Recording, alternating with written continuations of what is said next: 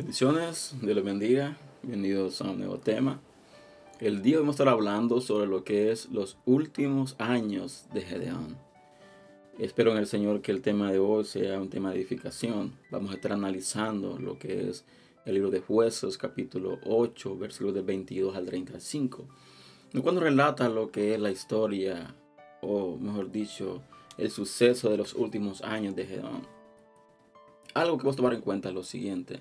Recordemos de que Dios llama a Gedeón. Dios era de una tribu bastante pequeña y Dios lo llama. Y algo que estaba pasando era de que había un pueblo que constantemente robaba todos los alimentos al pueblo de Israel. Llegaba, saqueaba todos los campos y se llevaba todos los alimentos. Entonces dice de que una vez este joven, llamado Gedeón, estaba tratando de recolectar cierto alimento y dice de que estaba escondido.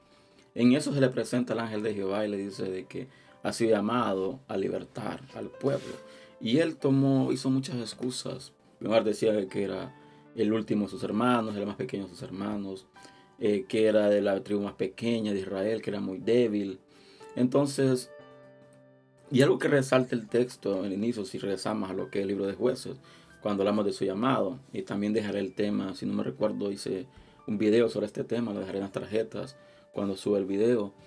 Y resulta de que el ángel le dice: tú eres un hombre esforzado y valiente. Y llama la atención, ¿por qué? Porque Gedeón lo que estaba era escondido, tenía miedo, estaba buscando lo que era trigo para él, para alimentarse, y estaba escondido con temor. Pero lo que el ángel resalta y dice: eres hombre valiente.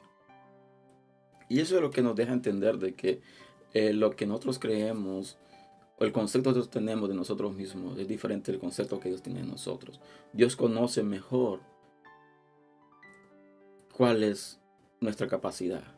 Ni nosotros mismos entendemos cuál es nuestra capacidad. Así que el ángel se le manifiesta y lo llama. Y Gedeón pide muchas señales. Que si sale esto, pues es que tú me has hablado. Después Dios hace la señal. Después le dice: no, mejor si sale de esta manera, que Dios tú me has llamado. Y yo voy a hacer lo mismo. El punto donde vemos de que Dios tiene que tratar con Gedeón para hacer el llamado. Así que vemos de que él va con el pueblo. Dios le da una gran victoria. Y algo que resalta también en medio, dice de que la cantidad de gente que iba a ir a pelear contra ese pueblo opresor, dice que era bastante. Entonces Dios le disminuyó el ejército al punto de que sea un ejército pequeño. ¿Para qué? Para que entendieran de que era Dios quien había hecho la obra. Así que después dice de que ganan la batalla, dice de que recuperan lo que es la tierra y todo lo demás. Entonces recuperan literalmente su libertad, aunque no estaban esclavos, pero estaban siendo oprimidos. Así que vemos de que pasa el tiempo y llegan los últimos años, pasa el tiempo. Así que vamos a leer el libro de Jueces, capítulo 8, versículo 22 al 35, lo cual inicia de la siguiente manera y dice: y los hombres de Israel dijeron a Gedeón: reina sobre nosotros tú y tus hijos, y también el hijo de tu hijo, porque nos has librado de las manos de Madián. Veo que resalta el texto, dice: reina sobre nosotros. Pero no solo reinas tú, sino que reinan también tus hijos sobre nosotros, y los hijos de tus hijos. Dice: porque nos has librado de la mano de Madián, de los madianitas. Y dice el siguiente versículo, dice: pero Gedeón les dijo: no reinaré sobre vosotros, ni tampoco reinará sobre vosotros mi hijo. El Señor reinará sobre vosotros. Y suena bastante espiritual. Si nosotros analizamos la respuesta que Gedeón dio al pueblo, es una respuesta bastante espiritual. Decimos nosotros: wow, qué reverencia a Dios tiene Gedeón, qué reverencia, porque él prefirió de una u otra manera obtener un beneficio de esta batalla, sino que prefirió poner a Dios en primer lugar. Sí, pero depende del punto de vista que tú lo observes, porque recordemos de que desde el principio Gedeón no estaba tan animado de ser el hombre que Dios utilizara para libertar a su pueblo de la opresión de los madianitas. Así que vemos de que de una u otra manera Gedeón estaba tratando nada más de cumplir su misión, de cumplir el llamado que él hizo, pero hasta cierto límite. Como quien dice: Dios me llamó para ser el libertador, para ser el que los libertara y que los quitara de la mano de los madianitas, pero no me llamó a otra cosa. Así que mi obligación para con ustedes terminó desde el punto donde fueron libres, fueron libertados. Y como lo dije al principio, suena bastante espiritual la respuesta de Gedeón, pero vemos de que hay algo más allá, algo más profundo. Si seguimos leyendo, vemos lo siguiente, dice el versículo 24. Dice, les dijo también Gedeón, quisiera pediros que cada uno de vosotros me dé un zarcillo de su botín, pues tenían zarcillos de oro porque eran ismaelitas, haciendo referencia en lo que es los zarcillos de oro. Así que vemos de que los ismaelitas tenían zarcillos, era algo de que era una costumbre que habían adquirido, así que todos tenían zarcillos de oro. Y dice el versículo siguiente, y ellos dieron de ciento te lo daremos, y tendieron un manto, y cada uno de ellos echó ahí un zarcillo de su botín. Así que vemos de que Gedeón le dice, denme, yo no voy a reinar sobre ustedes, no voy a reinar ni yo ni nadie de nuestros hijos, sino que será Dios que reine sobre ustedes. Repito, bastante espiritual. Pero les pide algo y dice, pero denme de su botín zarcillos. Entonces dice la palabra de que ellos extienden un manto y ponen sobre él zarcillos. De una u otra manera, Gedeón sí tomó un beneficio de lo que había hecho. ¿Por qué? Porque dice, ok, yo soy tan espiritual, yo soy tan respetuoso hacia Dios de que no voy a reinar sobre ustedes. Me voy a beneficiar del favor de Dios. Pero sí, quiero algo de su botín. Quiero que me den algo de su botín. En pocas palabras, no quiero la gloria, no quiero la honra, no quiero la exaltación, pero sí quiero un beneficio económico. Y es algo que llama la atención. ¿Por qué? ¿Por qué pidió los zarcillos? ¿Cuál era el sentido hecho de pedir zarcillos? Ok, si seguimos leyendo, dice la palabra en el versículo 25. Perdón, el 26 dice. Dice, el peso de los zarcillos de oro que le dio fue de 1600 siclos de oro, sin contar los adornos de media luna, los pendientes y los vestidos de púrpura que llevaban los reyes de Madián, y sin contar los collares que llevaban sus camellos al cuello. Algo que resalta y llama la atención, dice de que los collares, los camellos, también los camellos llevaban collares en su cuello. Llama la atención. Y dice, y Gedeón hizo de ellos un efod y lo colocó en Ofra, su ciudad, con el cual todo Israel se prostituyó ahí, y esto vino a ser la ruina para Gedeón y su casa. Ok, vamos a tomar un momento, vamos a analizar algo. Gedeón dijo, no reinaré yo, ni mis hijos tampoco, ninguno de mis hijos reinará sobre ustedes, sino que será Dios quien reine sobre ustedes. Pero denme oro, denme botín, denme bienes. Quiero de una u otra manera pues obtener una parte del botín. Con esto haré algo. Dice la palabra aquí, son efón. Como dije al principio, efón viene siendo como la pechera de que usaban los sacerdotes. Así que dice la palabra, dice que esto vino a que el pueblo se apartase, el pueblo se prostituyese. Entonces, lo que Gedeón hizo, el efón que él hizo, vino a ser un instrumento de adoración al pueblo. Entonces el pueblo, en vez de ir a donde él como un rey, que pudo haber sido rey de Israel, lo que hizo fue de que se prostituyó, se fue en tras del efón de que él hizo. Y esto pasa muy común hoy en día. Vemos como ministros, predicadores de la palabra, que obtienen un renombre a nivel mundial, un renombre a nivel lo que es eclesiástico. Vemos de que todo lo que ellos hacen para las otras personas es algo sagrado. Ellos se convierten de una otra manera en algo sagrado, se vuelven en vacas sagradas, por decir así. Entonces vemos de que esta persona, este ministro, se vuelve un ídolo. De todo lo que este hombre dice, todo lo que esta mujer dice, se vuelve literalmente ley para las demás personas. Entonces esta persona viene a ser un ídolo para ellos. Y recordemos de que por más unción que un hombre o una mujer tenga, siguen siendo instrumentos de Dios. Siguen siendo personas, hombres y mujeres escogidas por Dios, pero no son dioses. El único que hace que las cosas se manifiesten es Dios. Entonces vemos de que el pueblo, esa palabra, que se desvía, se prostituye. Y esto viene a ser la ruina para Gedeón y su casa.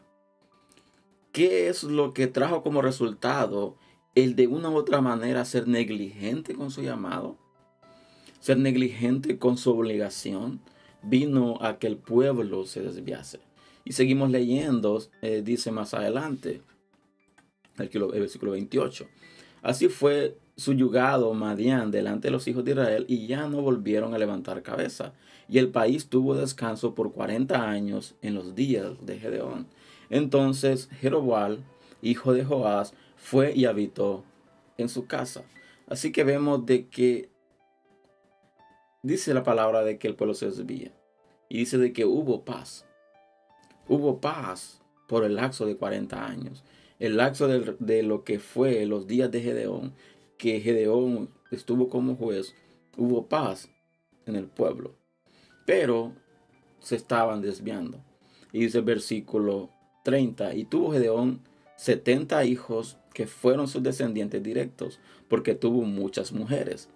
La concubina que tenía en Siquén también le dio un hijo y le puso por nombre Abimelech. Ok, hagamos un pequeño análisis de los hemos. Hagamos un pequeño desglose. Vemos que Gedeón vino, literalmente dice que era el más pequeño de su tribu. Era el más pequeño. Entonces vemos que cuando Dios lo llama, él se niega de otra manera. Él pide muchas señales para aceptar el llamado de Dios. Seguidamente dice la palabra de que Dios se manifiesta, Dios hace algo extraordinario y le da la victoria a Gedeón. Vencen a los madianitas, les quitan todo lo que ellos tenían.